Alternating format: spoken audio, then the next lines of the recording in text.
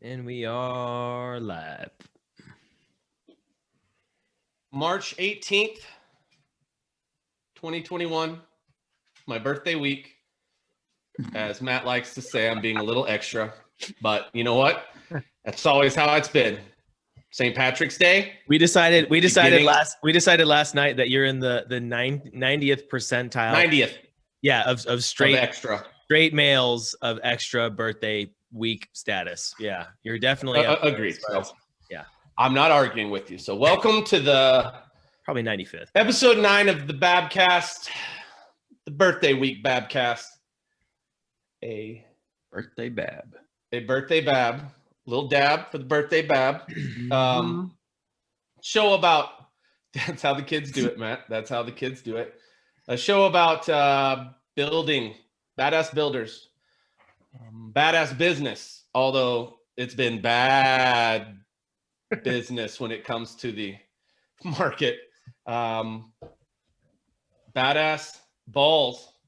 And it is definitely ball time of year. It's ball season.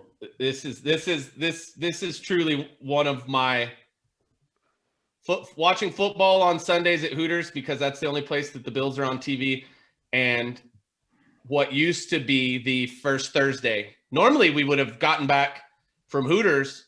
Yep. And started this, but the games don't start until tomorrow. So it's perfect. We got time to talk about our perfect brackets. And I'm excited about that because I can name 3 basketball players in college, and I feel like I'm going to have the best bracket I've ever had in my life. A podcast about badass booze. I just poured a little sip here, and badass barbecue to tack on a 6th element. Excited to be here. Excited that we all made it through St. Patrick's Day at Broken Spoke with sponsored by Broken Spoke. Sponsored by Broken Spoke trivia on Wednesdays. Be there or be square, and show up and finish in 3rd place because we've got 2nd locked the fuck up. Sponsored by Broken Spoke, where they also the owner of the place will sit down with you and order 65 car bombs. So good times. Everyone's a little hungover. Not me. I feel good. No, Matt, you're good. Matt's good. Matt, after Matt's last experience, I know he's like, no, I'm going to get out in front of this and just go home and park and make sure that nothing comes to get me. Watch a movie about pirates. Yeah. I learned a lot about pirates, fellas. It was pretty cool. I got a lot of stuff I want to talk about. I'm excited. I really think this should, in honor of St. Patrick's Day and more importantly, St. Kelly's birthday, I think we should we should keep some of the little stuff to a minimum, and let's really have some fun and talk about just some fun stuff. This whole podcast is about pirates. We're gonna transition to that. I'm looking for it on the agenda. I don't see anything yet, so just be prepared. Real quick update on where we are as a company. We've submitted permit for Richard Rochelle's house. I got my first set of comments. I got to fill out a couple of things, run them back down to the county tomorrow. Turns out he needs a driveway permit. It's hilarious because when I walked in the front door, no one at the county knew he needed a driveway permit, but now he needs a driveway permit. So I'm super excited about filling that out. We're trying to, I've got everything put together for the Rodriguez home. I worked on this today. If you guys don't know, I'm also a licensed civil engineer in the state of New Mexico, and put together their stormwater pollution prevention plan. You have to have one of those for every house? Every house in the county requires one. And we're taking that one in. Ooh. How many pages is that thing? It's several, but I've got it down to a science, and I get that stuff through, man. I'm a solid C+ engineer. Solid C+. I did Which just doctors realize will tell you I if do they're think C+. that we'll need I'll have to chat with Tony on one thing tonight before it's all said and done to double check. But I'll submit it anyway, and then I always submit, and then if they need something, they can come back to me. We had a little bump in the road today. Interesting problem. appraisal issue. So we have a customer coming into town from Alamogordo, go Tigers, and he's taking out his own construction loan, building in a neighborhood. No houses. It's a brand new neighborhood, brand new subdivision. No houses have gone up. Where at? Out by Metro Verde, but kind of further west. There's a little subdivision out there. I think it's called. What is this subdivision called? It's not Rancho del Gallo, but are the lots more affordable since nobody's built there yet? No, that they're big, nice lots, and they're going to be nice houses. So it's actually kind of and there's just the problem with lots. It's like when we're talking about trying to find a lot for the model home and how am I do. There's not anything that I can find in the city that, that I need it to be visible so that we can have some signage and so that someone's like, oh, cool, check this out. And there's not a lot of spots, man. And so it's been tough, but we put a package together, and I mean, I'll put this out there right now, and I don't think it's too much to ask. Our margin on the project is generally going to be somewhere between 12 and 16%. Any project, any house we build. And I don't think that's outrageous on the level of input and what everyone gets to ultimately like chime in with, like the service that you get building a custom home. And we had this appraiser come in and he's like, I can't find any comps. So your house, he's like, yeah, no, there's nothing that says this house should be worth this much. And I'm like, what about like if I just gave you all the goddamn receipts, like just to show you, like, it's like, fuck, man, it's crazy. And it's a lot like if you were buying, one of the subjects we'll touch on is Matt's looking for a new truck. And it's like the bank, if Matt was like, hey, I want to buy this truck, and one place had it at 50,000, and the bank was like, oh, well, we looked online and there's one in, there's no trucks around here that have sold for that price, so we don't think it's worth it. And then we looked and there's one in Iowa that's 44, so we'll give you 44,000. And it's like, but that truck's in it's been very problematic. I've been having a lot of conversations today and have not been very excited about how things have rolled out. But so essentially, the deal's not dead because we're talking with the lender and but the homeowner, this guy already has the lot. He owns the lot outright, and they're just basically saying that the house, even though I can show them how much it's going to cost to build, he's just saying, I don't care if it costs that much. It's not worth that much. Isn't every builder going to have that issue? Huh? Isn't any builder going to have that issue there since there's no other houses? Exactly. Yeah. So you have to think out of the box, and he's not, and it's really crazy. Can another appraiser be hired? Well, what we're going to do is he was going to come out of pocket anyway. He was going to have a down payment. So he was sitting there going, all right, I'm going to come out of pocket on this. And we're going to have a second appraisal at the end of the project, and the house will appraise. The house will appraise. Absolutely. Don't worry about it. The house will appraise. But it's funny because, man, it's such an archaic process, because he's going to take and he's going to try to look. The way that an appraisal works is that they're going to go and look for any house that's the same or similar square footage. They're looking for something similar, a comparable project that's sold in the last 6 months within a half-mile radius. And what's hilarious is instead of, so although they keep telling you to your face, oh, we're trying to make sure that it's apples to apples, apples to apples. I'll bet you $100 that they went and found two houses that are 10 years old. They're not comparing it to other new builds. And it's really frustrating because it's he's probably apples and oranges. What the fuck does that mean? Apples and nanas is what I call them. Apples and nanners. But we're trying to get it rolling. We'll chat with them tomorrow and see what's up. And we're in the process of closing on that the McNeil project. So we got a house we can appraise for 205 a square foot in Talavera, but because we're on the north side of 70 in a neighborhood that's not built out, it's not worth it. And it's frustrating.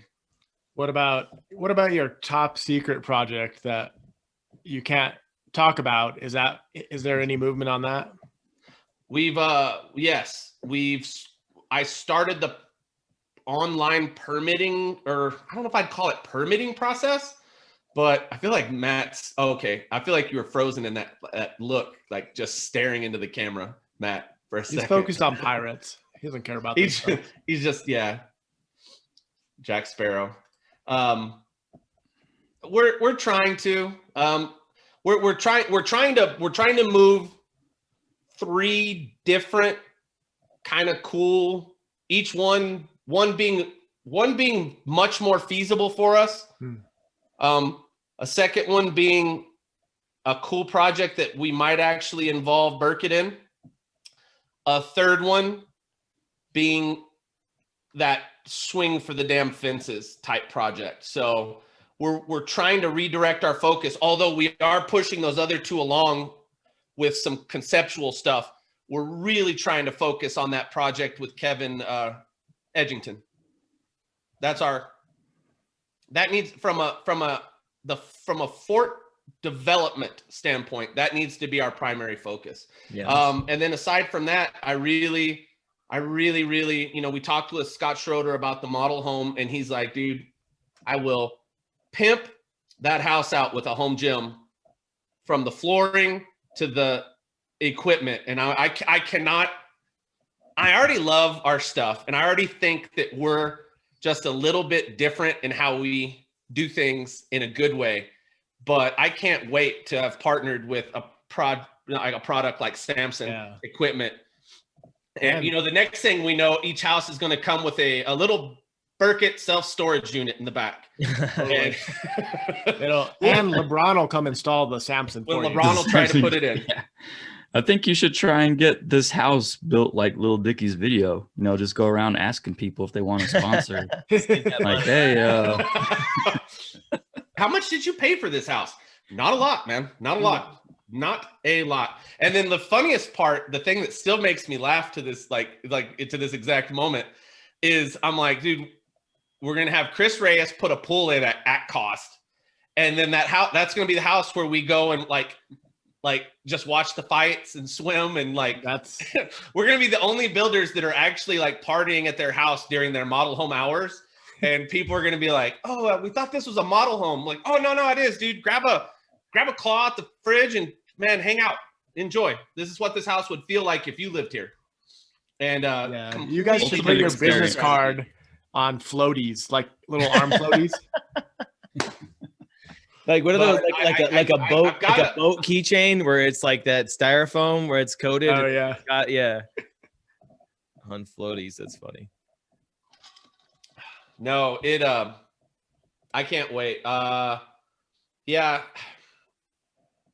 We've got 2 new leads that are, I sent out a new plan just a little while ago, trying to come up with a concept for a lot. I'm talking on the damn mountains, off of Ladera Canyon to the north, or to the east side of Ladera Canyon. And it's like just Greg's house, not as far down that road to Greg's house, but correct. And then just went and checked out a lot in Mesilla Vineyard Estates.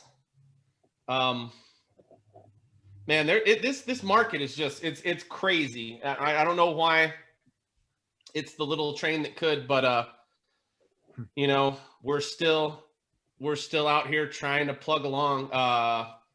Did you guys notice if anyone had asked any questions? I don't feel like I've even shared. I don't even feel like I've shared the last podcast. Burkett commented on it, and I think he was the only person to comment. Let's see here. I have YouTube or Facebook. YouTube. Episode 8. Yeah, I haven't. Like, you know what? I just hit like a gentleman. I've already subscribed. Where if you're on here and you haven't subscribed, what are you doing, man? Like, go just create an account, subscribe, and just make it happen. Do this. It's not hard. 40 subscribers. Oh yeah, Burkett's donating a flat screen to the model home. It was. You know what? That's what I like to hear. Yeah, I'm gonna go ahead and put this one on Facebook,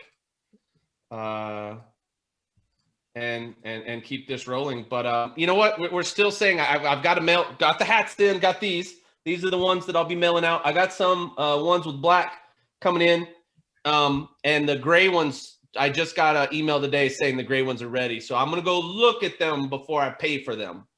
So I want to make sure that they're those same ones that E designed. You know, leave a comment, ask a question, get a hat. Still got to mail Mark Terry one.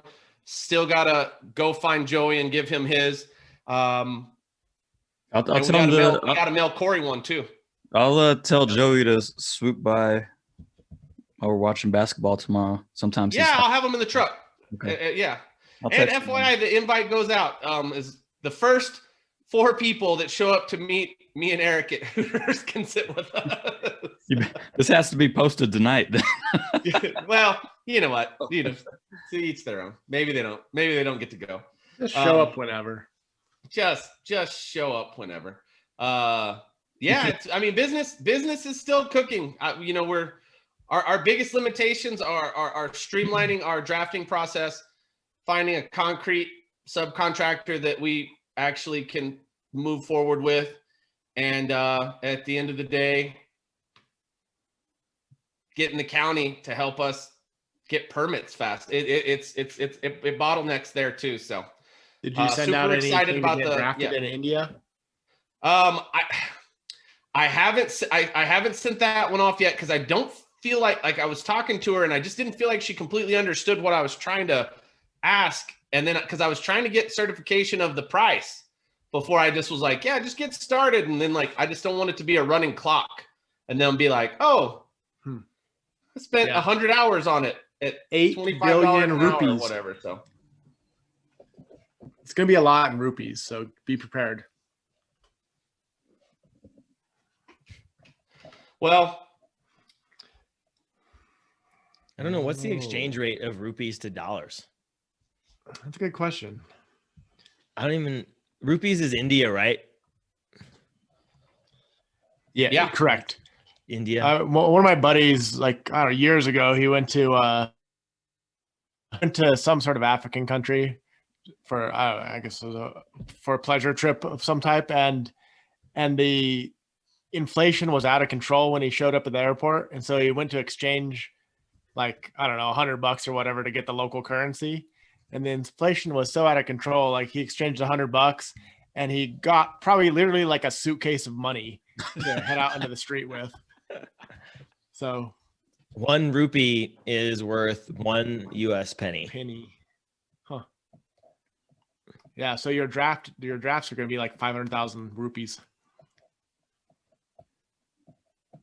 I'm okay with that. I have all of the rupees. I think there's a currency called the dong.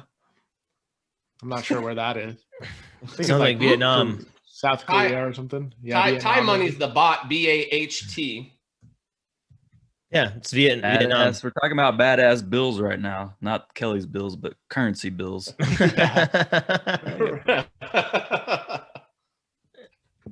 There's a colon currency or colon. I just like saying colon. You know how you guys say like not you guys, but like people say like dollars to donuts, or whatever. Dollars to dongs. Yeah, we should just say dong to dollars to dongs. And a dong is even like a shittier fucking currency than the rupee because 1 dong is equal to. Oh damn! Please, is like brutal. Jesus. That is brutal. hey guys, lots of dongs floating around out there because there's, I mean, is this that you need, like, I'm trying to do my math here correctly, but do you need 430,000 dongs to have 43 cents? Am I doing that right? I think so. Easily. Yeah. So Well- that makes a little more sense. As so when our buddy Lance was visiting and he was telling us this story about that housekeepers in Abu Dhabi Mhm. Yep. and how they're when they work over there and they leave their families, even kids, because I mean you see the price right there, and I mean they're getting paid whatever they make over there in Abu Dhabi, they can send back home and have their whole family live in a house. Right. And when I mean family, I'm talking about like 12, 15 Like people. a major family. Yeah, so it makes a lot of sense now that you bring up that conversion rate. That is interesting. I'm gonna look on eBay for a bunch of dongs, just so I can tip in dongs. Now I know why your search history on Facebook and all that stuff looks like that, Nick. Clear my browser. Yeah, exactly. You might want to do an incognito search on this dong lookup you're doing. Yeah. Do you use DuckDuckGo? I highly recommend it. I've never heard of What is it, that? but I'll use it. It's a search engine for creeps.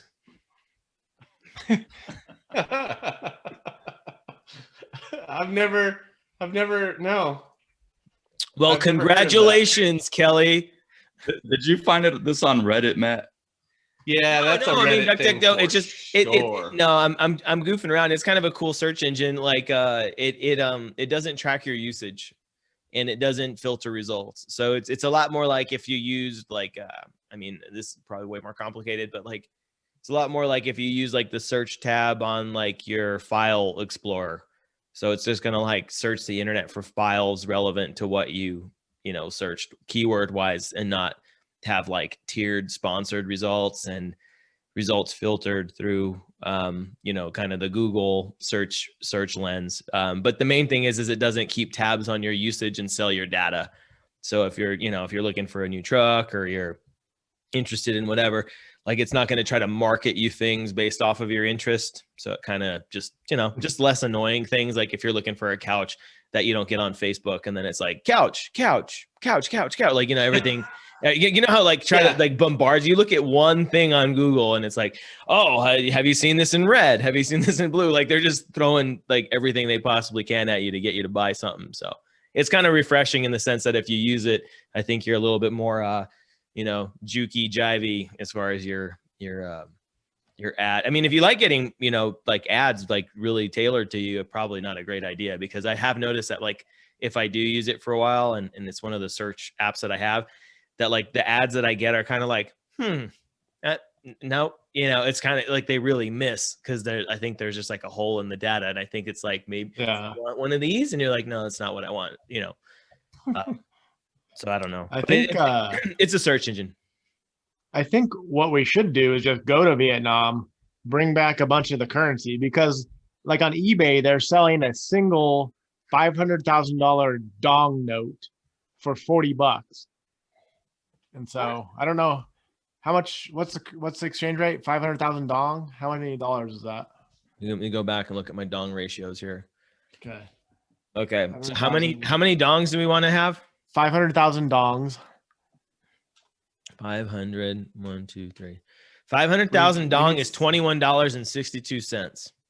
Okay, so they're essentially doing a 100% markup.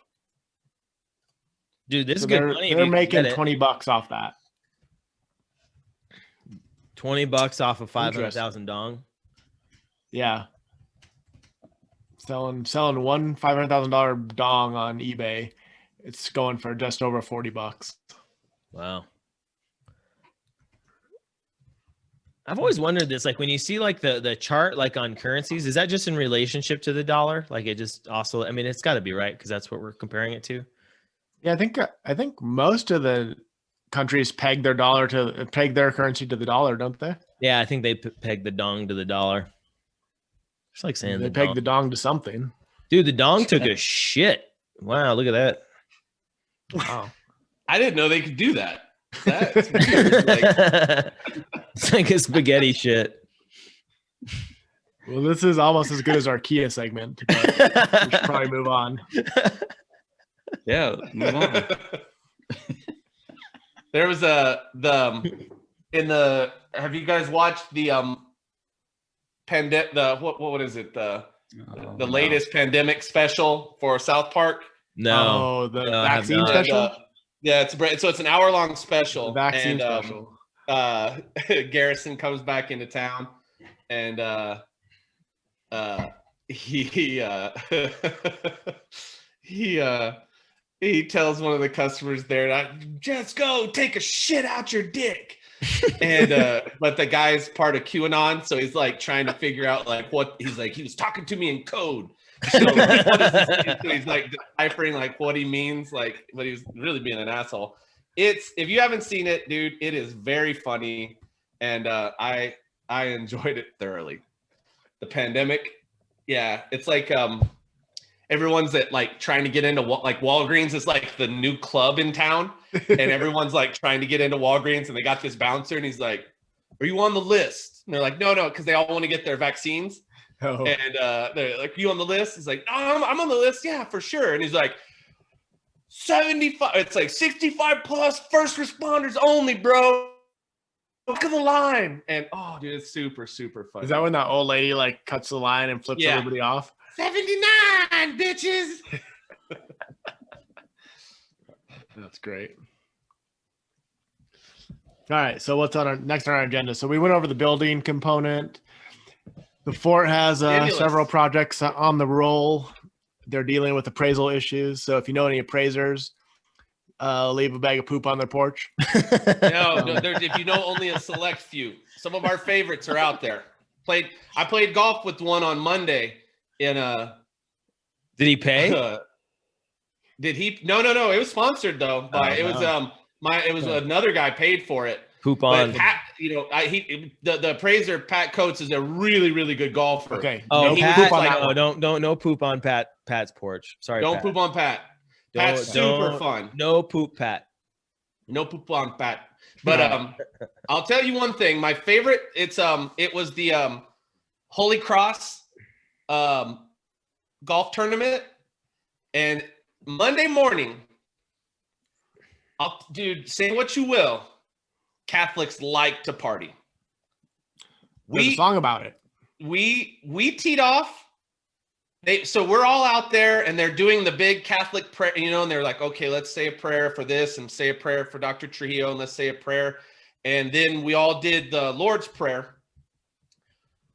When as soon as I finished the last word, which I make most of them up as I go, I don't think I know it completely. But if you just kind of like say things, you're like, unto. Come on, prayer. you can get the last Father word. God. Like, you can get the last Father word. God. Come on, what is it? And You can't.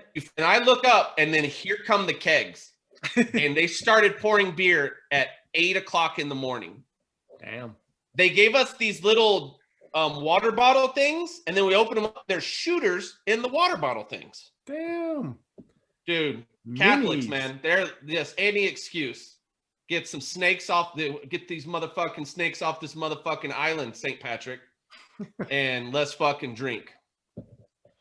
All right. So our next part of the agenda, we got business, and stimulus checks have been going out. And I thought the stock market was supposed to pop once those stimulus top. Have but you guys in the got wrong yours? Direction. Yeah. Yes. Oh, really? Yeah. Like Yesterday. last Saturday, I think it went. Really? Yeah, I got mine yesterday. I don't think I got mine. I thought everybody was going to be investing in AMC or GameStop with their money. Well, AMC's up to $14. So Yeah, AMC. I should have kept it. I did you keep yours? I kept it. Nice. Well, that's good. Good play. Good long-term play there. Yeah. E. I did not keep mine. Nor did Matt, I. do you get one? You should. Yeah, everyone gets one, right? Yeah. There's a Well, restrictions on how much you make in this yeah, round. it's scaled down depending on I overall got one. income. Yeah. Did you? Yeah. Nice. Man, I mean, I don't. I'm probably gonna have to pay that shit back, but I got it.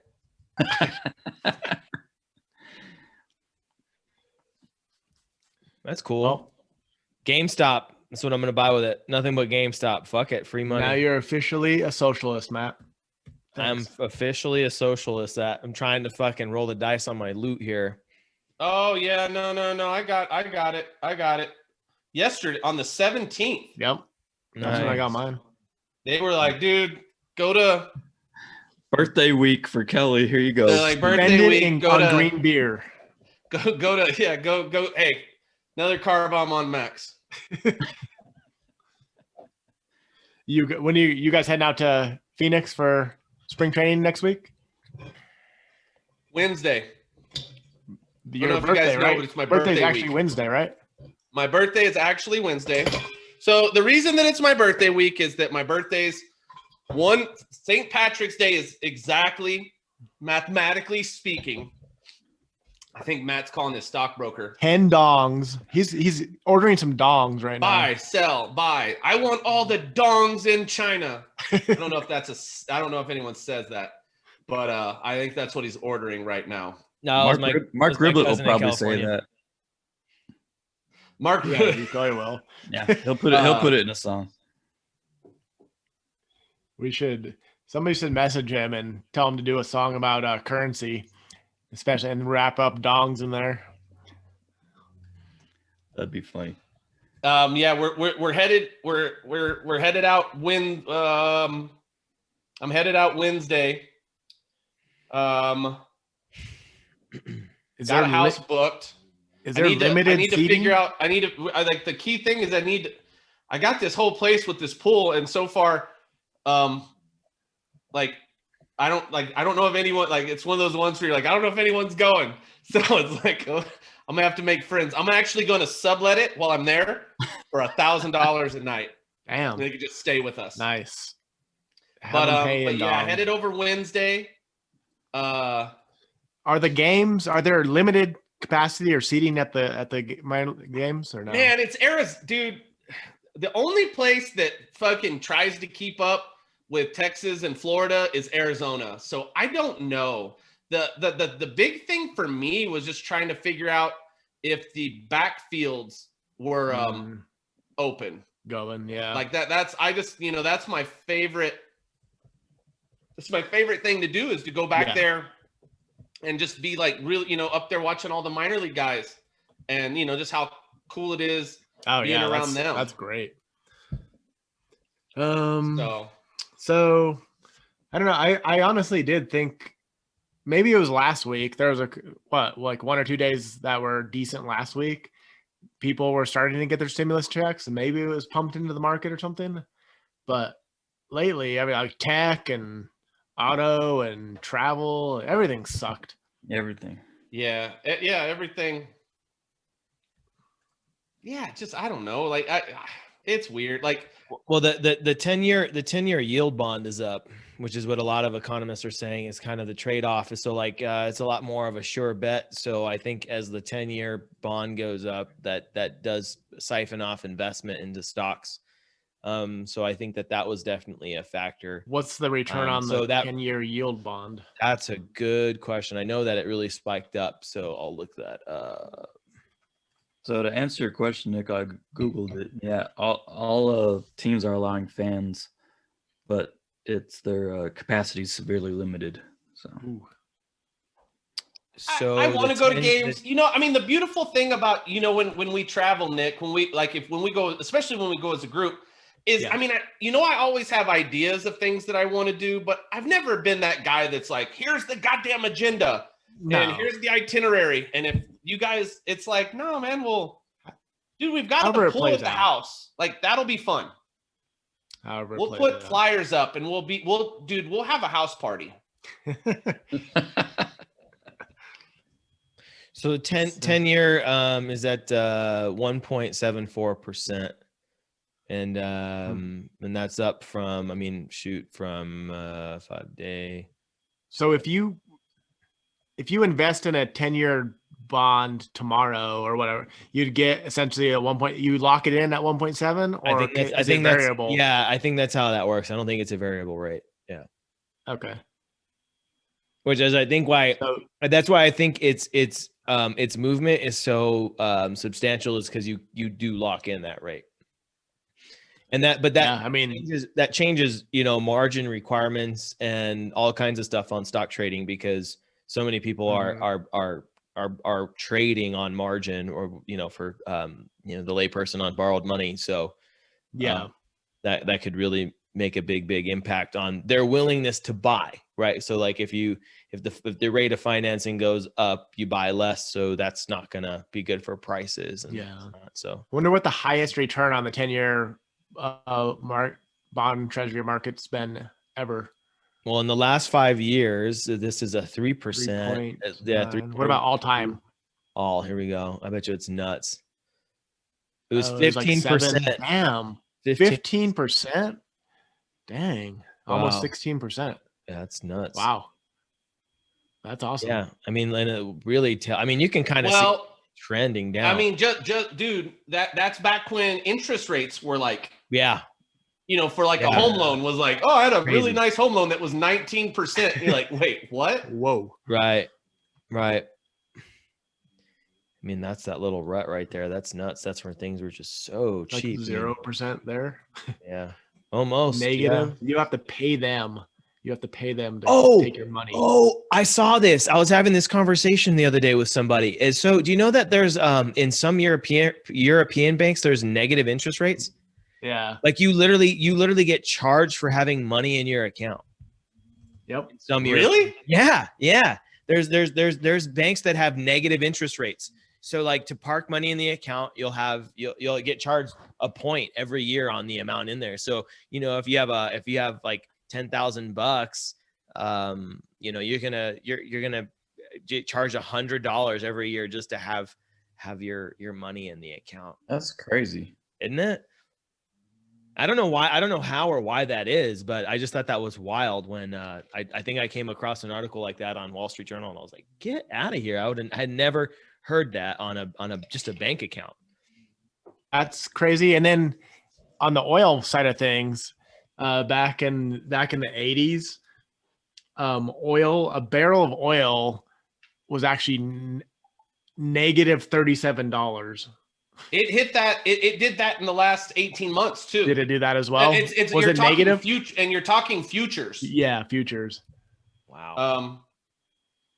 So people were actually, I mean, they were buying those barrels and then just paying to have them stored on like tanker ships. Yeah, like they were paying you to take it. Yeah. But then those investors would store it for who knows how long on a tanker ship out in the middle of nowhere, and then sell it when it gets to $40 a barrel. Wow. If we had invested in a tanker ship, and we could have made some serious cash then. True. But we're not the Venezuelan government, so I don't know if we want to talk about Tesla versus Apple, as far as like a wise investment at this point, or if the stock market is just sort of all crap right now, so we don't even want to touch on that. Yeah, I don't know. I think Tesla's been really just kind of monitoring it. It's been pretty volatile. I don't know where Apple's sitting price wise though.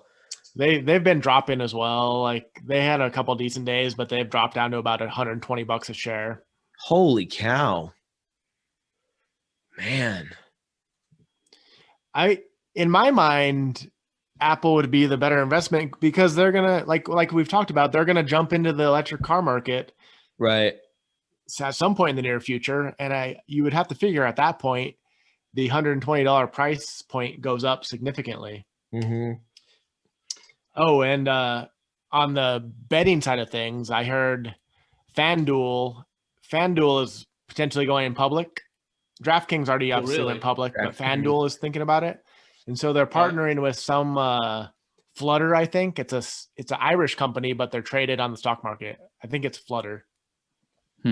So that could be an interesting play because DraftKings, I mean, obviously we missed the boat on that one, but Flutter, it's like about $120 a share right now, but it could definitely take a significant increase if they do get FanDuel to sign on.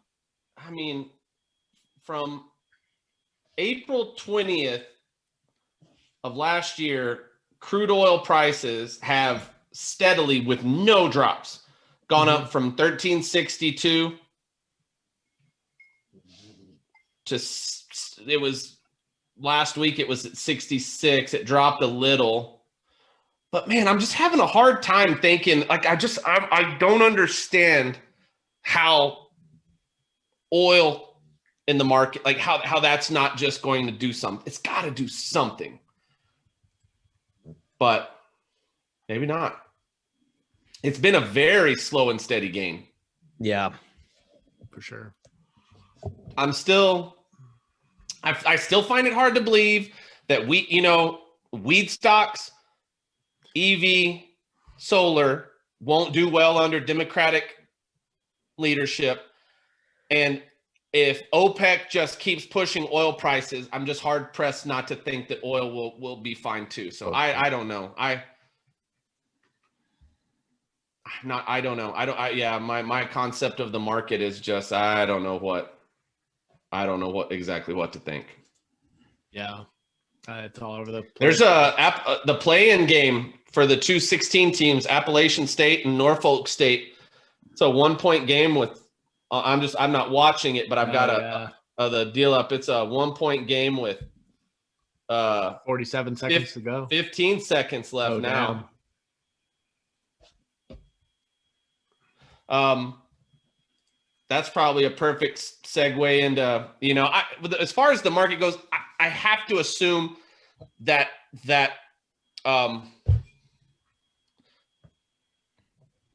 it's not the stimulus package.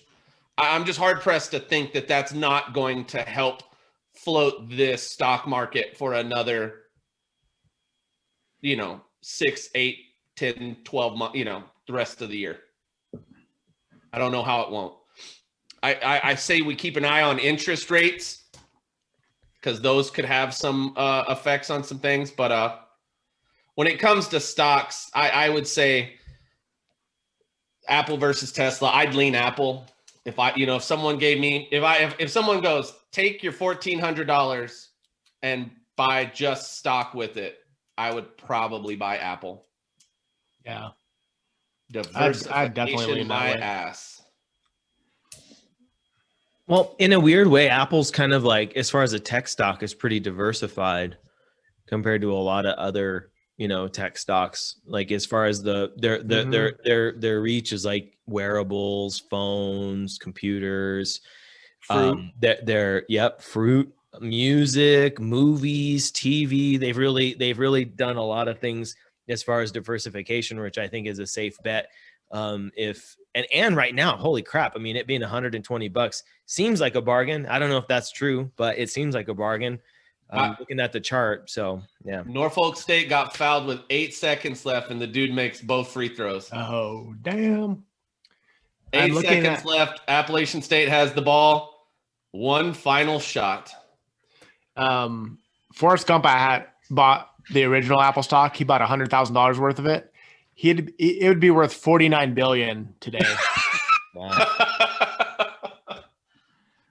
Wow, that's nuts. He could just run. We talking about sports now? Talking about running? Well, I mean, I'm trying to see if I can get this damn game up because I want to watch the end of it. Yeah, so we are moving on to the balls though, and obviously this is March Madness time. This is a fun time of year. We got brackets. We got all these Cinderella teams hopefully gonna pull off some upsets. Just a ton of fun. I mean, if you don't watch any basketball at all during the year, and you happen to tune in tomorrow, this is definitely the time to tune in because anything can happen. You got these crazy teams that you've probably never even heard of, playing these monster teams sometimes, and very, very often we do have close games or they get knocked off. So Absolutely, yeah. it's always This a ton of fun. if you had to narrow it down to my favorite day, first Thursday college basketball is my absolute favorite day of any sport, anywhere, anyhow. Mine too. You know, that Thursday, you know what's funny is I don't even really like Friday's not even as much fun as Thursday. Yeah, so You know? the whole buildup. Yeah, that It's the first same thing. Yeah. So you're just sitting there and you're like, yeah, it's the same exact thing, but it's just different teams, but it's like, kind of, yeah. But my favorite part was we used to go to, you know, we'd go to Hooters and the games start at 10 in the morning. Yeah. And, you know, we used to know, we knew everyone who was in charge there. So they're like, fuck it. We'll open at 10 for you guys. And we get in there and it's hilarious because they're like, one of the guys who was he was a head cook there, Nick Rank, who then became one of the assistant managers and then became assistant to the general manager and then became assistant general manager. He was like, you guys want some breakfast burritos? And we're like, you can make breakfast burritos? And he's like, oh, they missed a shot. Hooters breakfast burritos.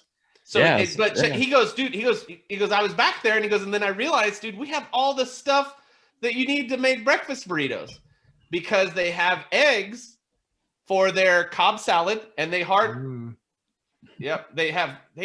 two. They used tater tots for tater tots for potatoes. They had eggs that they hard boiled their own eggs for the Cobb salad. What they do for? Do they have salsa? Yeah, they have tortillas. Final at Norfolk State. Held on. We said they should have offered those on their menu, like as a. Dude, it was so good. It was. They have they had tortillas for the quesadillas.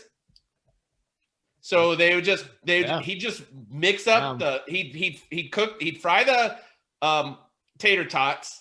And then he'd take the tater tots out and then put them on the griddle. And, dude, cheese, potato, egg, and cheese with green chili and salsa. Jeez. Oh, man. It's hilarious.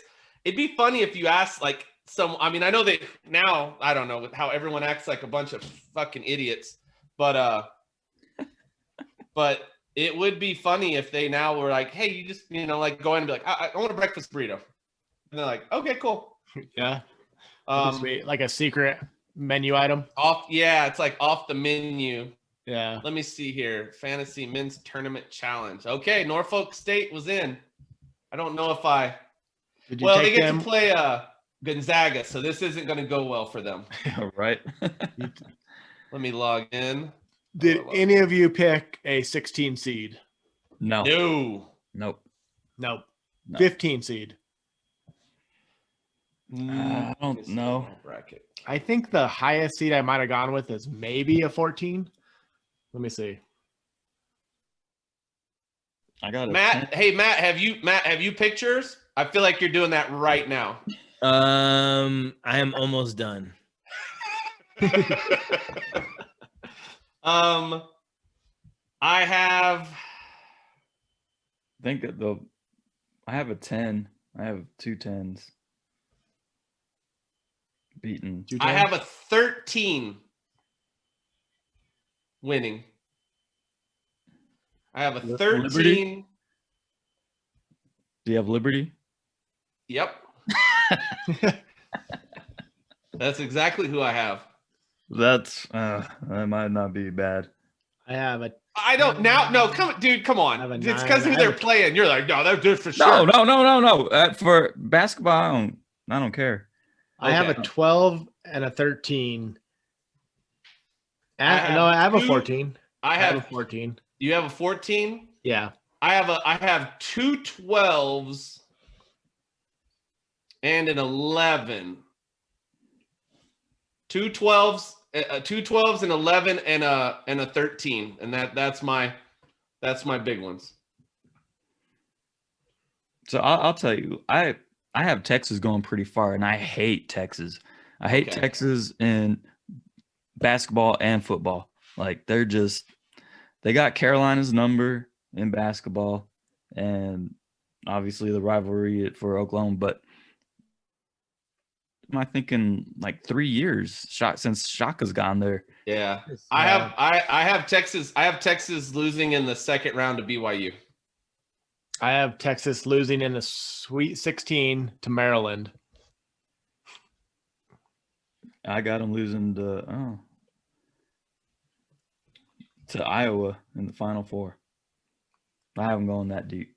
Damn, you got Iowa upsetting Gonzaga. Yeah, no, I've my Final Four. We won't talk about the Final Four just yet, but I've got a 2 1s, a 2, and a 3. I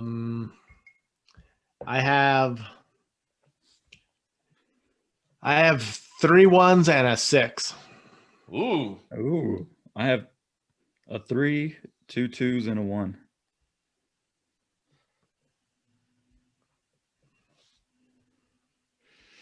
It's, man, like if we start, we'll just start up in the West. And what's weird is this year, man, I really don't know. Damn near, like, I know Jalen Suggs plays for Gonzaga. I know there's another international kid that's supposed to. I know Gonzaga's the most heavily favored number 1 in a long, long time. You're right.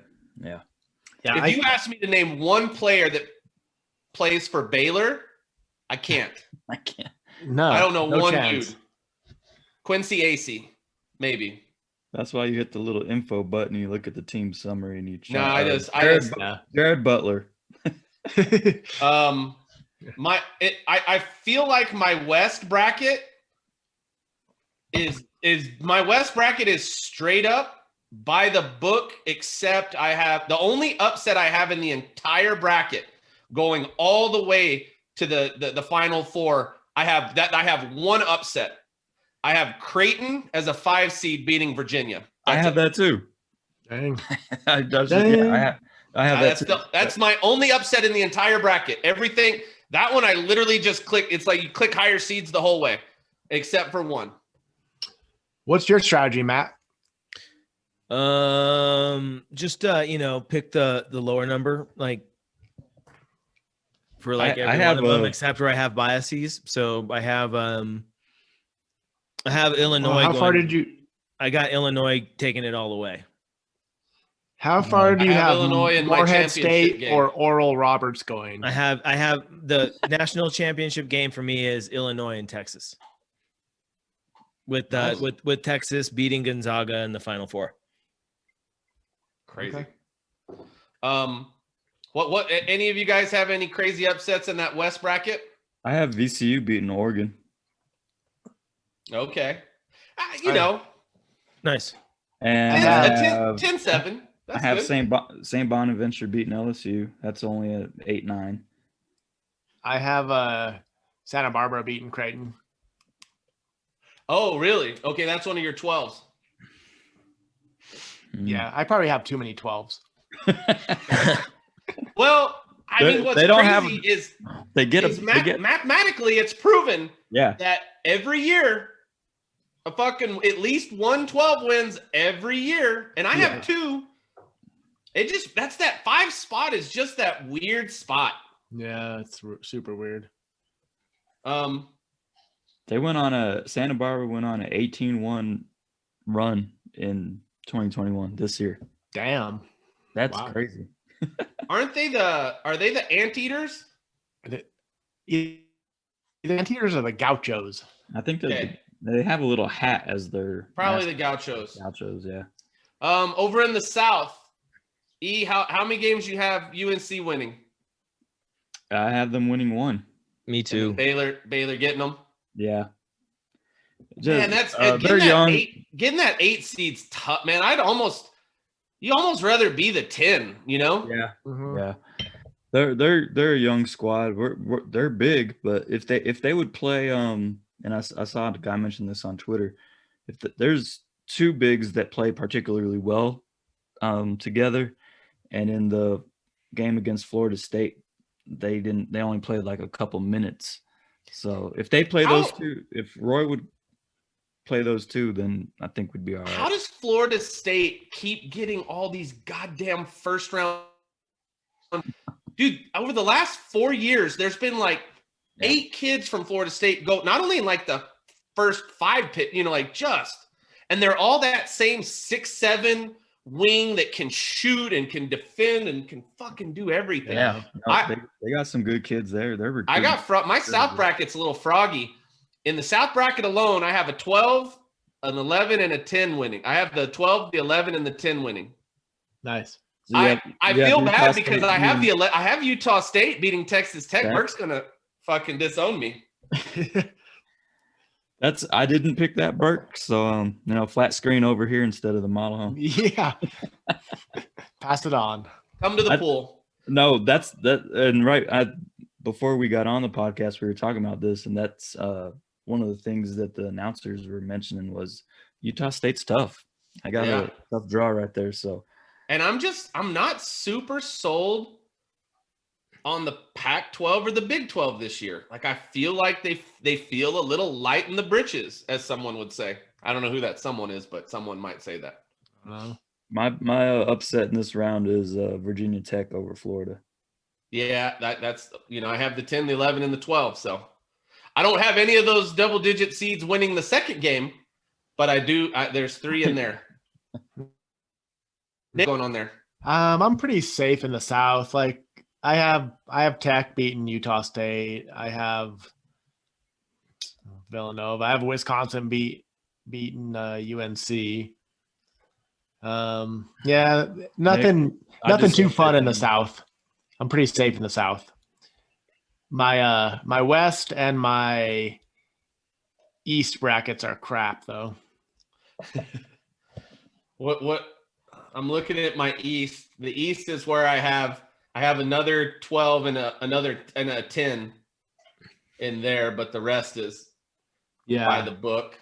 I have a 11 and a 10 in the East. You have Georgetown beating Colorado, Kel? Yes. Wow. I'm telling you, I do not like.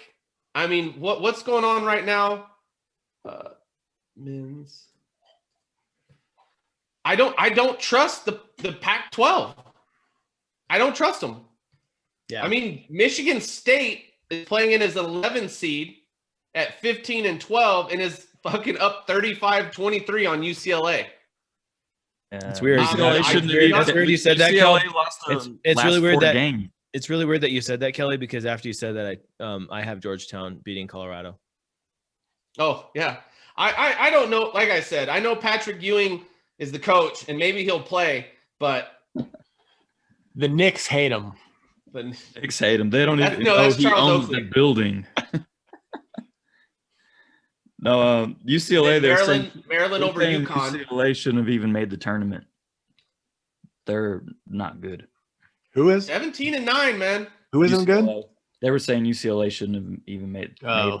They came in on a 4-game losing streak, and they still got that spot. Wow. Oh shit, Drake played in as an 11. Damn, dude, the games have been 53-54, 52-53. Texas Southern kind of handled Mount St. Mary's. 8. yeah, I know, but that's when it's all 1-point games and then it's 8. Like, oh, fucking breathing room. I the only other my stuff plays out. Unfortunately, even though, oh shit, there's my big one. Okay, my biggest crazy thing is in the Midwest. But yeah, I mean, once again, I'm by the time it gets to the Sweet 16, I'm the 1, the 2, the 4, and the 6. Where I had BYU beating Texas. But once again, I think Alabama. They seem. I always heard about Alabama for some reason. I feel like they played their asses off. They've been consistent. I've heard about them consistently all year. Yeah, and so something about them. I just don't like Alabama. Fuck, the Big Ten got 2 number 1 seeds, huh? Michigan and Illinois. Yep.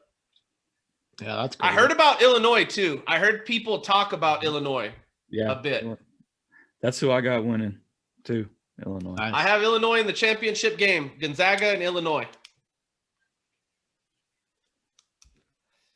We're probably way the fuck off. But my biggest running upset is I have my 13 seed Liberty beating Oklahoma State and Tennessee to go to the Sweet 16. Nice. My biggest one is I have Maryland making it to the Elite 8. Oh, you do? Yeah. You got them beating Alabama? You have Maryland beating Alabama. Wow. I would like to bet you. I don't like Alabama. And then Baylor after that? No. Then Texas. I have Baylor getting knocked off early. No. Maryland plays Alabama and then Texas. And Texas, okay. Yeah, but as far as Baylor is concerned, I have them getting knocked out in the Sweet 16. By Purdue? By Villanova. Oh. I like Jay Wright. I was watching him right before we got on the podcast. Jay Wright's such a cool guy, man. I do like him. Really good coach. If you asked me, if you said you can pick whoever you want to go play for, it would be hard. Probably go Jay Wright because I love what I love about his teams.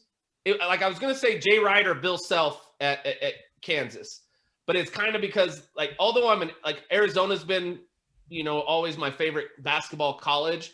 Mm-hmm. Since Lute Olson left, I just like Sean Miller just seems sketchy as fuck.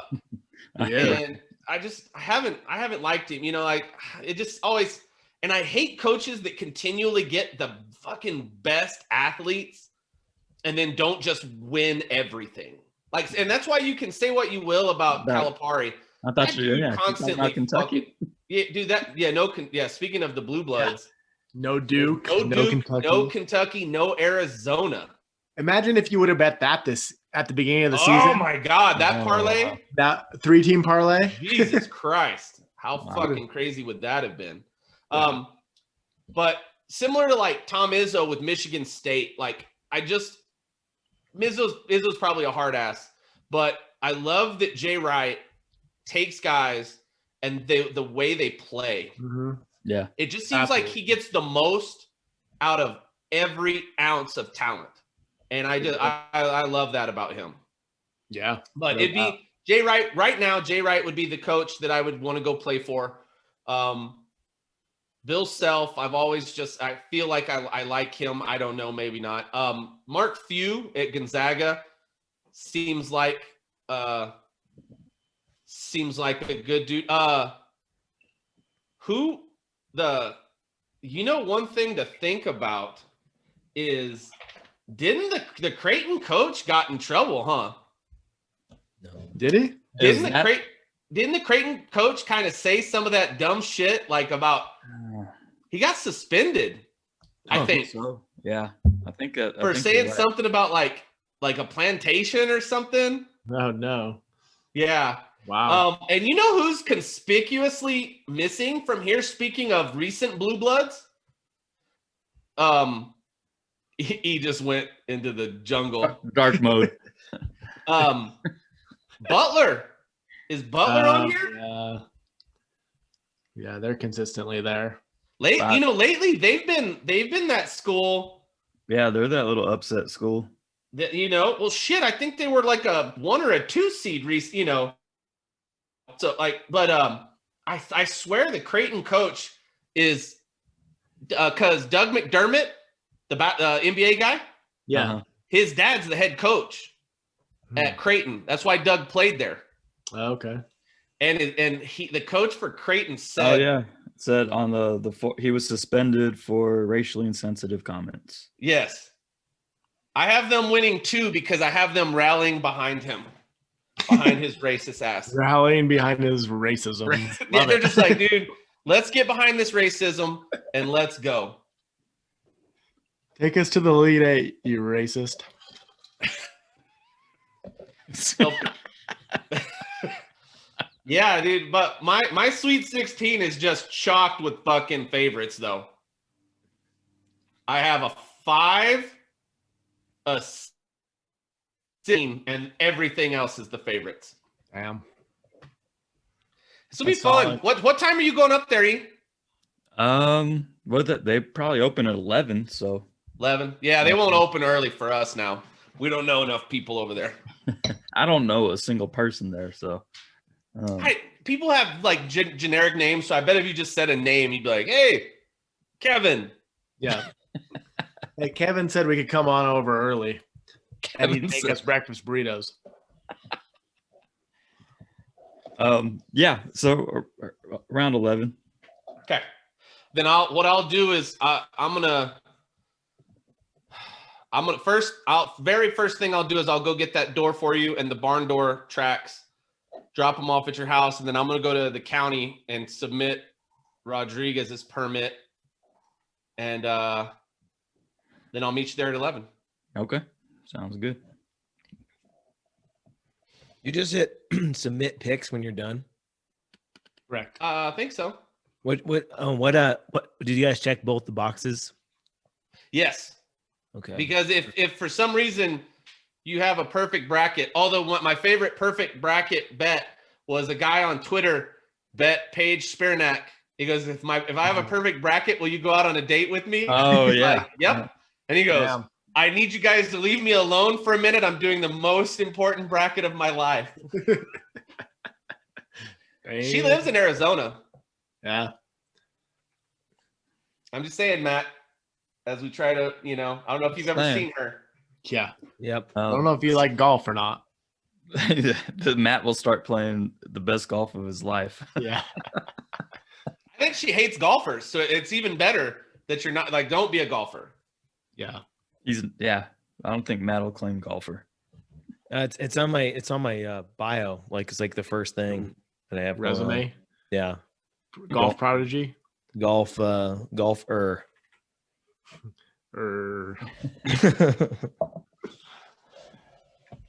What else do we got? Did you want to talk about anything else sports wise? You know what? We'll have more to talk. I think the picks are there. What's funny is I think we're all right there in some similar deal. I mean, because like I said, I had Illinois in my championship game. It sounds like Eric and Matt have Illinois winning it all. Yeah. Nick, do you have Illinois in your Final Four? Yep. So yeah. So it's weird that we didn't talk about this. And I mean, it's going to come down to these weird ass 12, 13, 14 picks or whatever. I used to set up a deal on CBS, and I think I came up with the single greatest scoring format for this type of bracket. You would take the seed, and in the first round, everyone got 1 point for a win. Okay. If you won your first round game, you got 1 point. And then it doubled from there. So if you picked a 1 seed to win your first round game, you got 2 points. 1 point for the seed, 1 point for the win. If you picked a 12 seed to win, you got 13 points. Nice. In the second round, you get 2 points for the win. In the third round, 4. In the Sweet 16, I think you're past that. I'm past that. 16. That's the third round. The Sweet 16 was 4. The Elite 8, you got 8 points. The Final 4, you got 16. And each time you added the seed into it, so what it did was it rewarded you for what was funny, man, is that generally the person who did the best for the Final 4 or who picked, the winner, if you pick the winner because you're at that final point of getting that, I think it's 1, 2, 4, 6, 8, 16. If you pick the winner, you generally have, you got that last point of whatever the seed was plus the 16. So those were generally the people that did well. But it kept a lot of people in it who had a lot of upsets. So even though you're like, dude, I've lost 8 of my fucking Sweet 16 teams, but I've hit on fucking 7 upsets, 9 games, and those 10-7, 7-10 games. Crazy important to try to rack those points up. But it's the greatest. That's cool. Format. I like that. It's the greatest format. I'm going to just say this here. Greatest format ever put together for a bracket tournament. Hands down. You need to publish that. I'm gonna get a speaking of publishing and trademarks and copyrights, maybe we'll have something interesting to talk about soon, huh, Matt? Yeah, I actually I've been meaning to talk to Eric and Nick about it too. We'll do it after the show. Yeah, but for sure. Yeah. Yeah, it's interesting idea. Yeah. The fort's diversifying. Diversify your portfolio. Autumn water. Diversify. What do you guys? I let off last week, I think. Well, I guess we can talk about vehicles for a sec. Oh yeah. Let's spend about 5 minutes on vehicles because we're at the hour 10 mark. So yeah. No. So if you're tuning in, I got into a wreck and kind of wild. It turns out I learned today that the guy who rear-ended me was going 81 miles an hour according to the chip in the computer. Yeah, I know. I see your face. Skepticism. Yeah, he was going so freaking fast. I also think that that's a low ball estimate, just having been there. So, how is it a low ball estimate though if it's the chip? I don't know. It just seemed, and again, perception, right, is like what they say, witness testimony is often inaccurate. But I mean, I literally was driving, saw lights in my rear view, and then I was on the side of the road sideways, having rolled a damn pickup truck. But yeah, I mean, I didn't roll it; they rolled me. But anyhow, that person's going to get arrested and charged with stuff. I guess reckless endangerment would be my guess, is what I had heard. So that's wild. Anyhow, but long the story short is my truck's totaled, so I've been looking at trucks and shit, and wanted to get y'all's feedback. I don't know. I mean, like, it's tough right now trying to buy a truck because like everything's so stinking expensive. The chip shortage is really screwing you over. Is that what it is? I'm gonna show you guys what I think Matt should get. Nice. I already showed you guys what I thought he should get. Yeah, Nick. I've kind of been thinking about that's what I think he should buy right there. Where's that? Let's see. Ooh, yeah. It's a nice truck. 57,000. I like how they give you a 2-year, 100,000-mile warranty just in case you're gonna drive everywhere for every day, 24 hours a day. Yeah. So I don't know where you can get a 2019. How much is that? 2,500 for $56,000. Damn. Actually, I do know where. Right here, this place. Yeah. Haggle free price, which is like Haggle Rock. Got escape hatch for you, Matt. Yeah. Leather, same. It's the same truck I had on the inside. Same truck you just had, only 2,500. Yeah. It's a nice truck. And at a great price. It is a really good price. All things considered, I mean, that's been at the top of my list. I've been really kind of low key enamored with the old Ford fit and finish, as they say. So I had recently. Now I'm not trying to say that I've made any freaking decision whatsoever, but I've been kind of scoping out these guys. These King Ranches are cool, man. They're sharp. Now, granted, I wouldn't be in this price range. This was just one that I had up, but I just thought that was cool. I thought that was kind of slick. A 2020 for 59. Yeah, not great, but like this says it's a high price. I wouldn't get this particular truck. It's in Sheboygan. I just want to go to Sheboygan. Yeah, there's some wild, and there's like I mean, just kind of flipping through. I just always thought that these like looked really, really sharp. Though, Matt, with those King Ranches, Matt, they say that leather's extremely. It's I don't know what you call it, blemish maybe or something. You can see the more wear and tear on those King Ranch seats than any other. I wouldn't doubt it. Not made out of Dad cows. had one and they scratched really easy.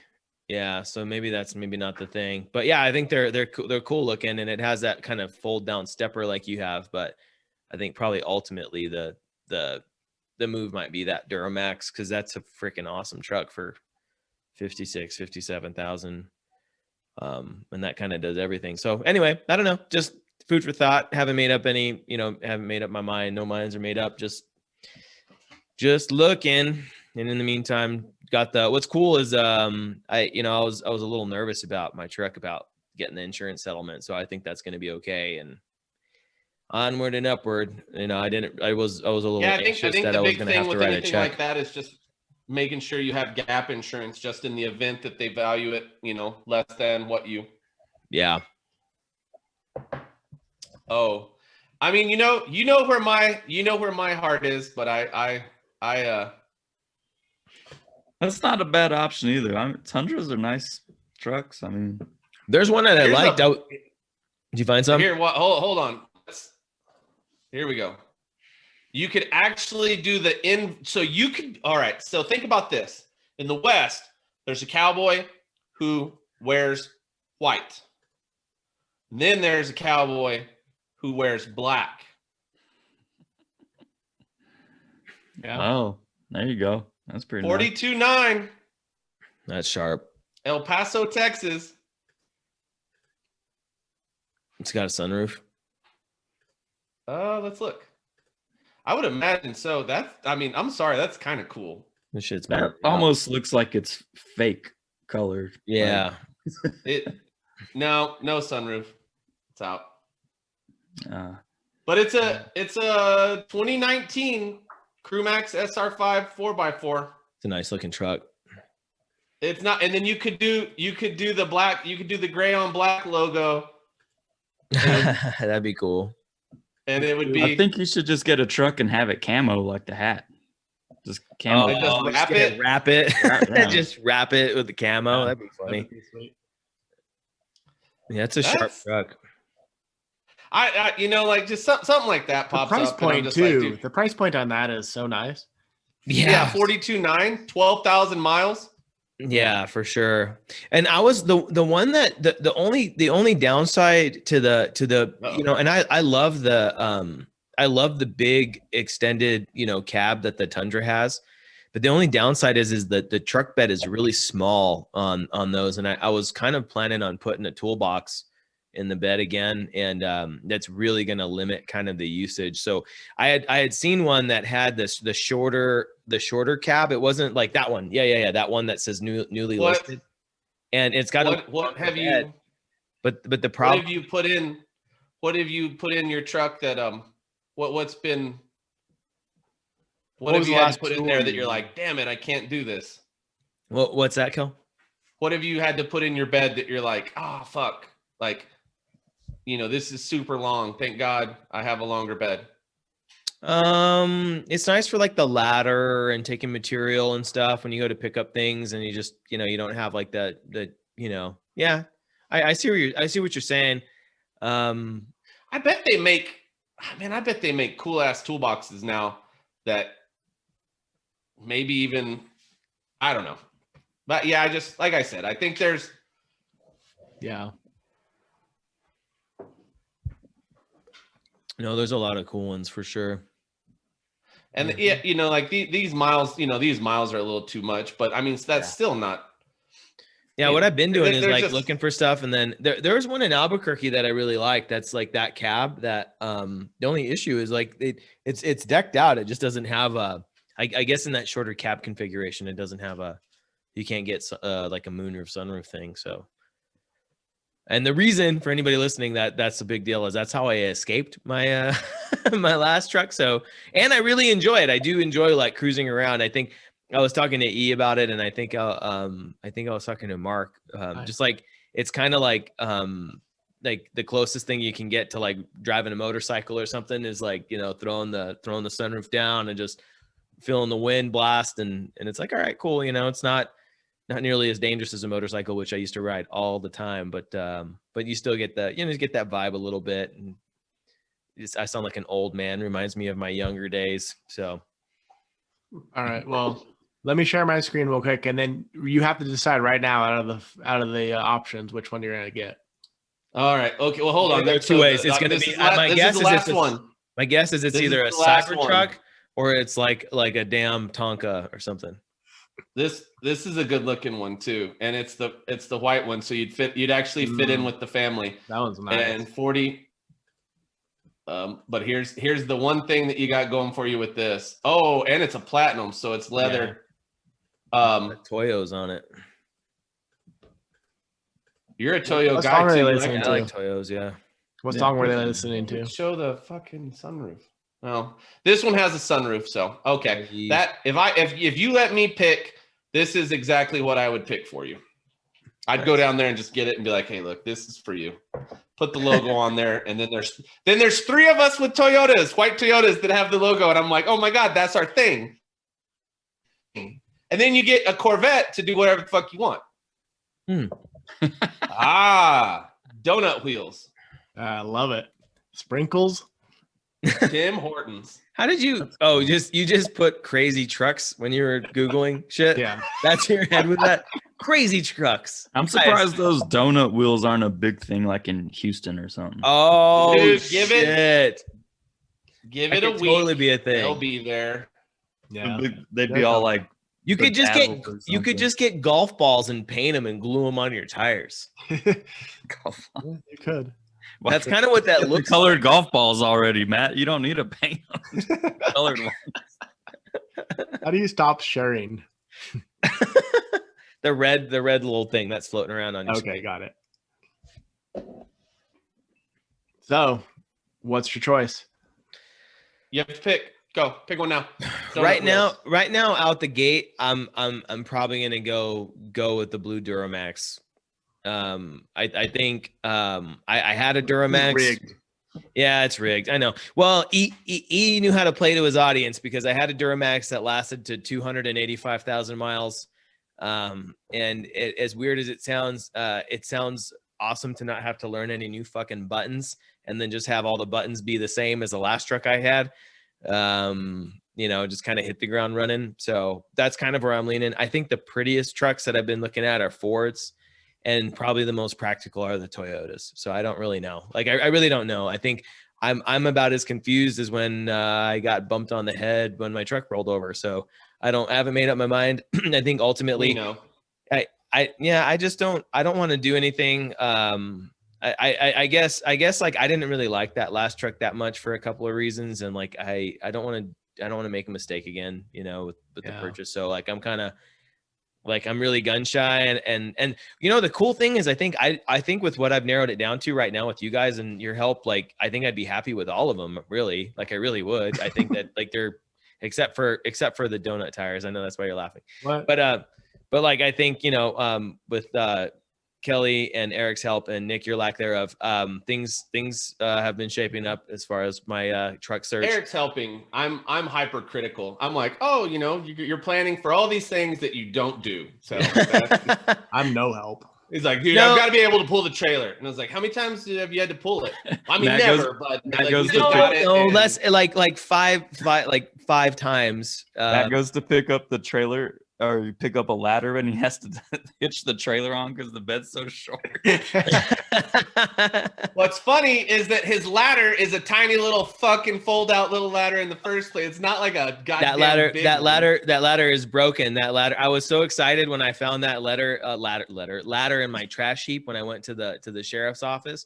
But then I was like, oh yeah, I even told the deputy, I was like, hey man, you guys got my ladder. Awesome. I was so excited because those fuckers are so expensive, the folder ones. And I was pumped. We brought it back, me and Mark.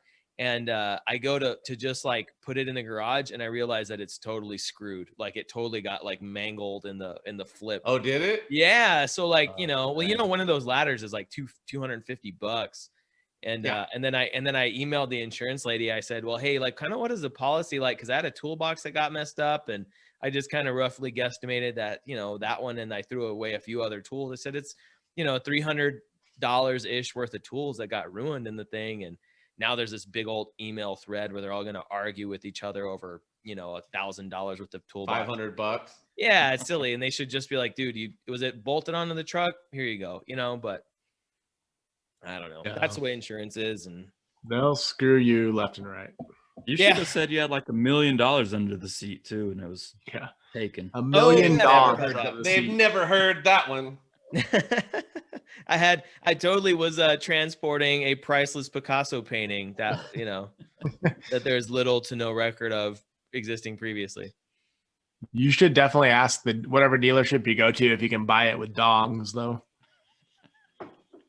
I like where this is going. What's funny is that could either totally screw you or totally like, that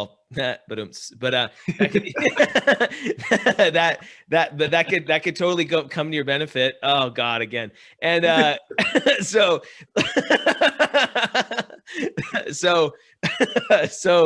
you get offered to pay in dongs, and then the dong is through the roof, so to speak, and then you're totally big effed dong on your dollar exchange rate, or the dong takes a big fat drop, and you're way ahead, no pun intended, on the transaction. So yeah, here we are, 7th grade television, but yeah, Dong, da dong, dong, dong. Get Cisco up in here. yeah, the dong song, The dong song, and it's all in Vietnamese. Originally, I just read which that beat was originally for Michael Jackson. Was it really? Really? That's probably why it took off. I mean, it was a good beat. Yeah. Some scandal.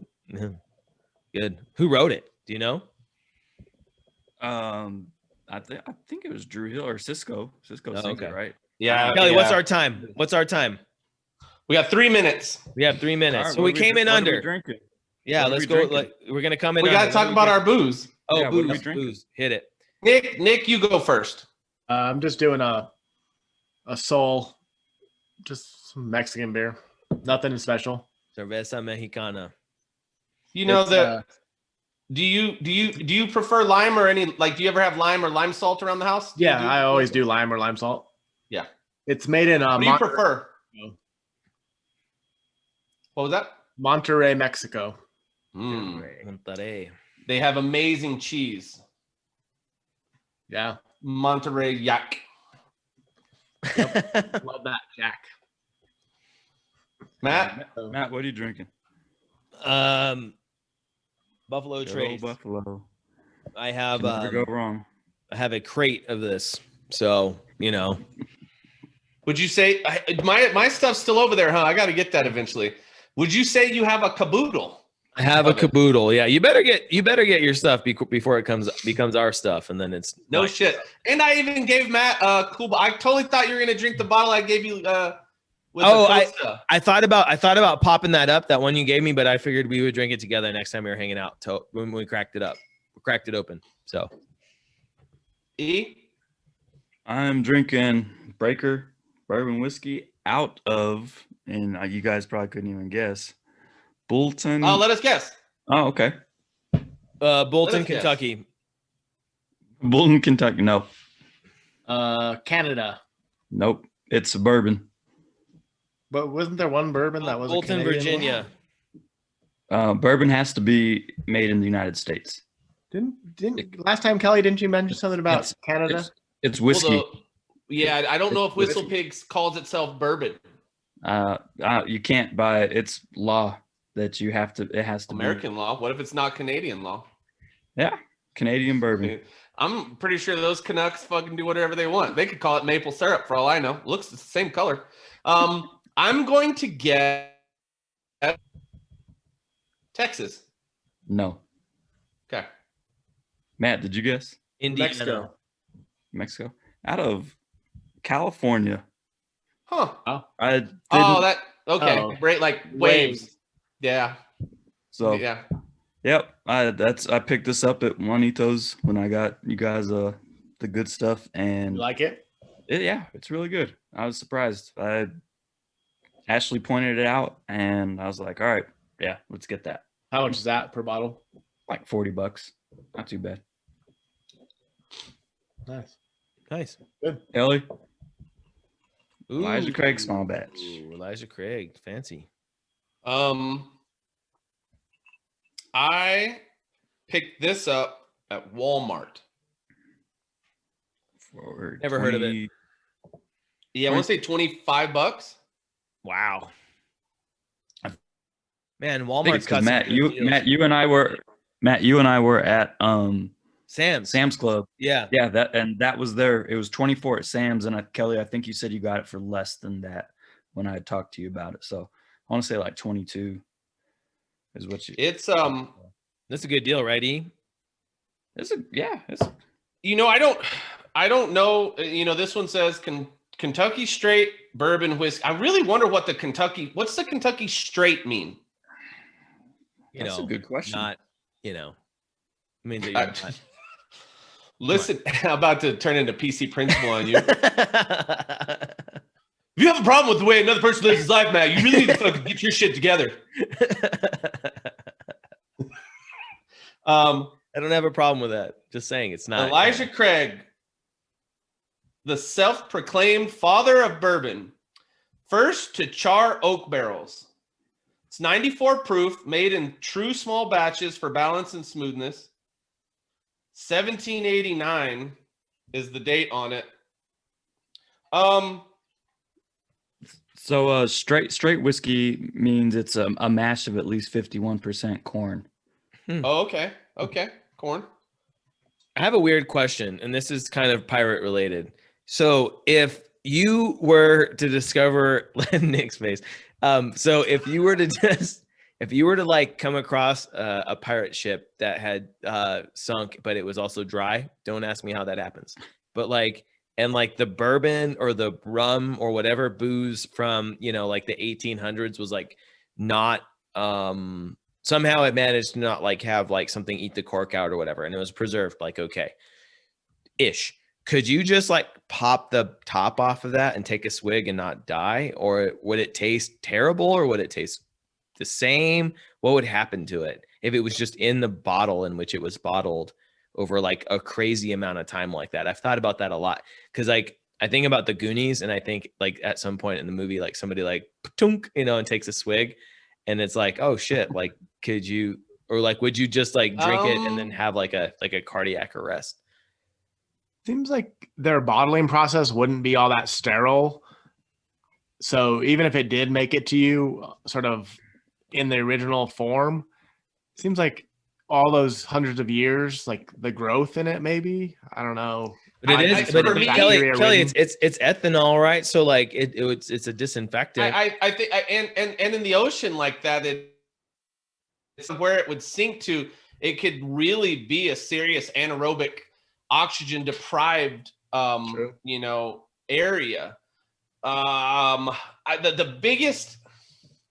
biggest issue that you're going to face is if you could ensure that it was in glass and sealed, I think you could totally do it. The problem being is that I just don't think it would stay airtight very long. I think those are the problem with salt water in general, is it's not something that you want to spend a lot of time in. Gotcha. So, but if for some reason it was like, if they put the cork in and the top and shrink wrap, did something like maybe like dipped it in wax or something. That's an idea. Yeah, wax is a good one. Maybe. I'll tell you this much: you could definitely open the bottle, pour some in a glass, and smell it before you just drank some of it. Yeah. But if you're going to go full pirate and you're just going to just swig from the frickin', you know what our next intro song needs to be is more of a sea shanty. If you guys could fucking kind of put it together. I think as a pirate, your life expectancy isn't too high anyway, so you might as well just drink just drink a little bit of the booze. Yeah. Did you guys hear any of those sea shanties that popped up? That one, they're really fun. Great. That one. We need a version of the podcast intro that's a sea shanty.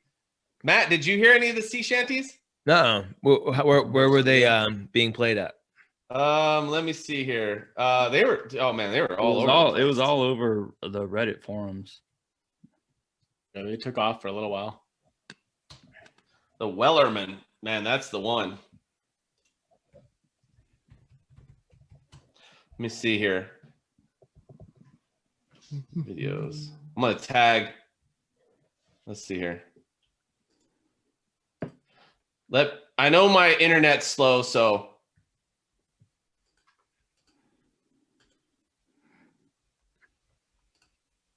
let me see here. What is going on? Okay, that one's not doing it. Let's see here.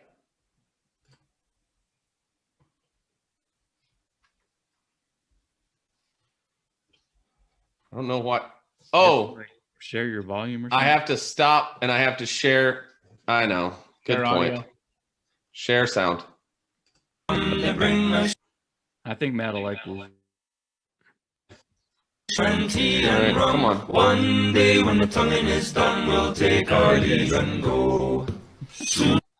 Why is that? Why can I not name of the ship was get a anything belly out of of this? tea. What's The going on? winds blew up her bow, dipped down below my belly Hold boys on. blow. I think I know what's going on. Soon may the wellerman come to bring Hold on. us I need to sugar go and back to tea you and rum. guys. One I've heard day when the this. tonguing is done, we'll No, put it back on. I like that one. Could you hear it? Yeah. we could hear it. Yeah, Oh, no, I can't hear it. Well, Yeah. dude, just get with the program. I told you we could hear it. Yeah, it's awesome. Oh, I okay. love Hold that on, song. hold on, hold on. I've heard that All right, one I'm back. before. I've heard that one before. So you guys can hear this right now. No, not yet. Not yet, but what's you? I don't know why the share when you share your audio, why you can't hear it yourself. There must be some other setting. one day when This one? Can you hear it? the tonguing is done, we'll take our leave and go. Soon may the wellerman come to bring us sugar and tea and rum. One day when the tonguing is Yeah, done, we we'll need a take sea our shanty leave version of and the go. intro. I love it. Yeah. That dude looks like he loads boxes all day and then bites people at a fucking pub at night. Actually, isn't this cool? I wish I could hear it. I'll hit the water, the whales till I guess came trying to up play through my and microphone or caught her something, into the maybe? side harping and fought her when she dived down low. Soon may the wellerman come to bring us Yeah, sugar this is what we need. We gotta have a sea and shanty, boys. day when the tonguing is done, we'll An take intro our for the leave sea and shanty. That'd be fun. Matt, so you were trying to do some barbecue. You had a barbecue idea. What? Walk us through that real quick. Oh, so I was telling Nick right when we started, I found this dude who had an idea, and I guess he had heard that there was like a fancy chef who did this, but I was actually, I started the conversation with Nick about like how I'm getting weird about like eating like meat like out a little bit, and what's nice about doing it is that like I'm really kind of conscientious about like if I'm getting a steak, like I'm getting like a grass-fed steak and it's like a good one, and so it's like a real treat when I go in and I make one. So one of the things that I kind of have found myself doing is like looking up like, oh, cool, what's the best way to cook it and all that type of thing. So I found this recipe that included marinating the steak in like sparkling water, like in mineral water. So I put some Pellegrino in a dish and I just let the steak sit there for about 45 minutes, and it's supposed to tenderize it. And it actually Did they worked. say how or why? I don't understand why.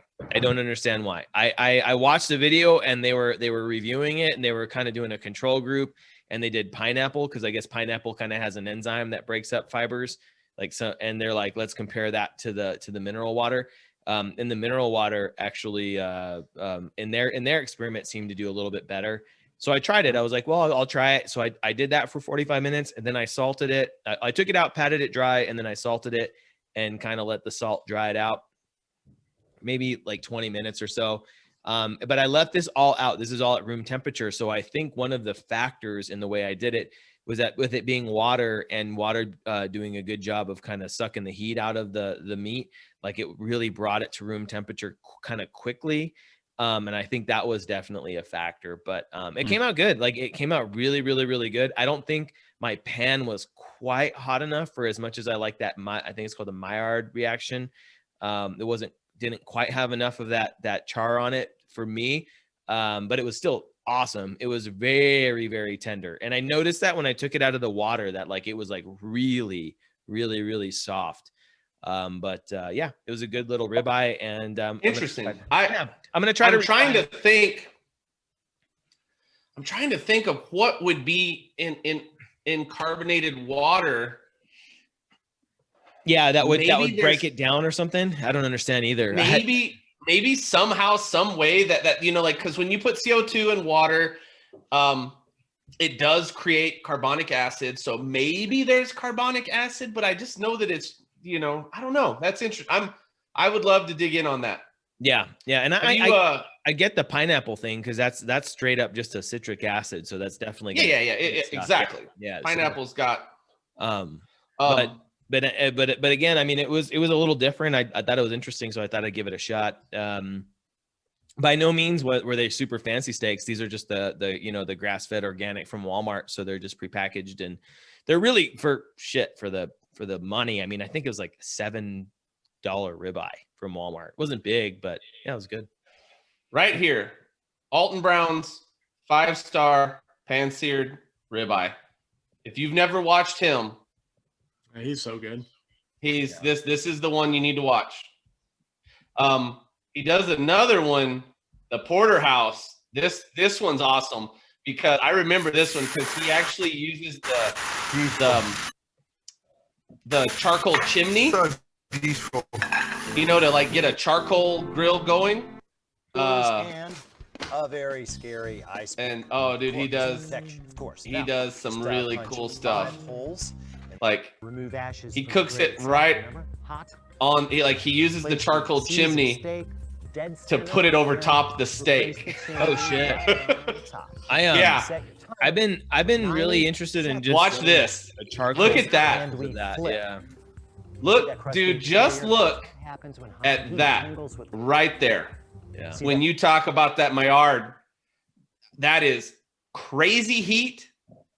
I mean, dude, and it's the coolest thing is like it's literally got charcoal ash on it too, and you're just like, dude, that's so good. Well, and that's kind of like that's kind of Ruth's Chris like claim to fame is that like super high heat that they put it in for like, you know, a moment. It's super hot. Yeah. It's short time, and then he's so, dude. I love his explanation, his rationale for how everything works. He's my favorite. Like, if I'm trying to explore something, his episode on, God damn, dude, that is just call me crazy. And look, it's on a cinder block. With your bowl. And then he switches it because it's now it's a little less direct heat, and that's how he finishes it. Dude, it's just pure genius. And he's literally cooking it on a barbecue grill grate, a chimney, meat is turned, and a cinder block. Like, it's just fucking the dude's. Yeah, he's my culinary hero. Pretty cool. His episode on how to make the perfect cup of coffee is also fucking just so genius. Does he use a French press? Wait, Matt, Nick, what's up with your coffee? When do I get some? Well, just stop by for coffee and I'll get you some. What? So you got a roaster, right? You're roasting? It's essentially a popcorn roaster, but it has like a metal tine on the bottom that spins around. So it rotates the beans as you're heating it over the flame. And then you have to, for the different types of coffee beans, you have to do different times depending on what flavor you want. And then you just package it up and brew it up the next morning. And how do you like the taste so far? I mean, I've tried about, 12 different probably origin countries. And so far, I think 12. There's been like a Kenyan sweet pea. It was like really tiny little coffee beans. And that one's by far my favorite one. It's just like a super smooth, sort of a Swedish flavor, maybe a little not I don't really like the earthy ones, like the earthy tones. So I'm trying to avoid those. And that one Like seemed dirt? to avoid that one. Yeah, I'm not a big fan of grass or dirt. So, but yeah, it's been turning out well. I mean, it's a lot of trial and error. I mean, it's just sort of taking notes on what time periods actually work best. Because Do you know like the amount of caffeine in them, or did they tell you anything about them? no, I mean, some days I feel super amped up. Other days, Just all feel. Just Yeah. all off feel. All off feel. no, but you guys can, yes. All right. I'll Swing by at some tomorrow. I'll be point. running around. Tomorrow I'll be running around. Hopefully, I'll have more news of the Bills signing, trading for Zach Ertz. They signed Trubisky, so you know what? I love it. So I just want some coffee. I bought coffee today at Fiesta Grocers. Oh, really? Fiesta Foods. Fiesta Nice. Foods. Yeah. I don't know. We could also ask brew being coffee. Brew. Ba- Oh, there we go. Badass brew. Badass. Badass brew Badass for brew. coffee. Like it. See? Love it. Right on. Constantly evolving. There we go. Constantly evolving. Well, You know still what? like only down 6 for us. oh, they've come back? Yep, only down 6. Uh-oh. I want to go. I'm actually going to go watch that. 13 minutes left, so a lot of time. But Yeah. They've something happened at halftime. Like, their coach got yeah, he had to go after that player and everything. So, yes, I got it at 7 right now. Yeah, so it's close. I'm gonna go watch this. This will be fun. Man, Drake made it for the first time since 71. Right? Wow. I don't even know. Like, where if you had to guess where I actually now that I say that I know where Drake is. I think Canada. where is Drake University? Is it Indiana? That's a good guess. I thought I it was actually going to say Illinois. Matt, Where's where's your guess, Drake? Matt? Where's Drake University? I got it. Okay, I know where. I just looked it up, but Drake University's in Michigan. We're all close. Yeah. Des Moines, Iowa, Oh, Iowa. Wow. Huh. and it's I don't believe it. private I don't university. even know what they do.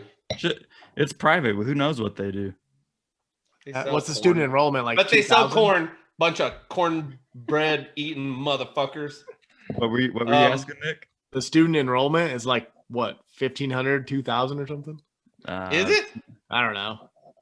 It's showing me that the average cost after aid is still $29K. Wikipedia. Oh, good guess. As a total of 4,800 students. Wow. Undergrads, I'm counting. It says on Wikipedia 3,164. Jeez. Postgrad 2,057. Says it's got one of the oldest law schools. 78% graduation. Drake's law school is one of the 25 oldest law schools in the nation. Wow. Francis Drake wasn't he like a fucking pirate? Speaking of pirates, hold on, Sir Francis Drake. Sir Francis Drake. That's a pretty, Fucking pirate, dude. Francis Drake. Man, we wrapped this up very fucking well. We fucking put a dotted Matt's pirate fucking fantasies. Hey, Now just oh, give- the sea, rum,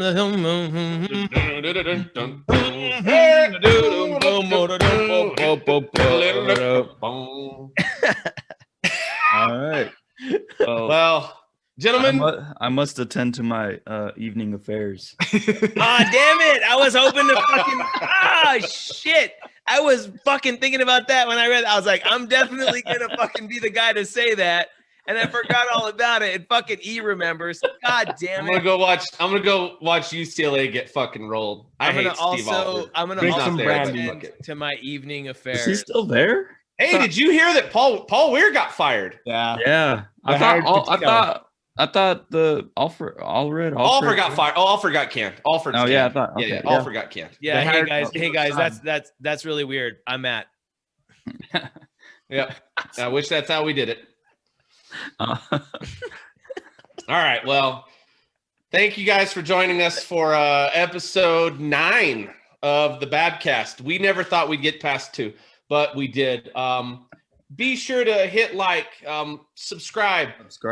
Watch the fucking video, people. Come on. You're better than that. And if you made it this long, call me and I'll mail you a bottle of Matt's Buffalo Trace. We got plenty. So no, thank you guys for joining us. It's been fun. And actually an hour and 50, it's a little longer than an hour 50 minutes, but you know, for us, that's not bad. Coming in under 2 hours is fucking victory. So Right. lead us out. I'm E. I'm Kelly. Hi guys. I'm Nick. Later. All right.